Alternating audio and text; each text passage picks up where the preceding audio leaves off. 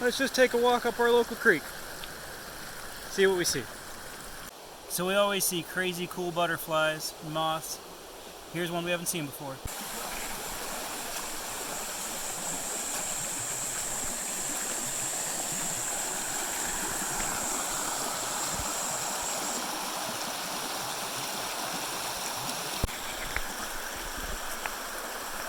Every turn is different.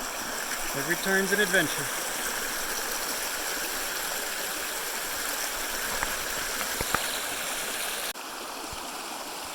So our neighbor actually found gold here in his property, underneath it, and he dug himself in there. That actually goes pretty deep, and he's found quite a bit of gold. It's apparently everywhere where we live. And cool mushrooms.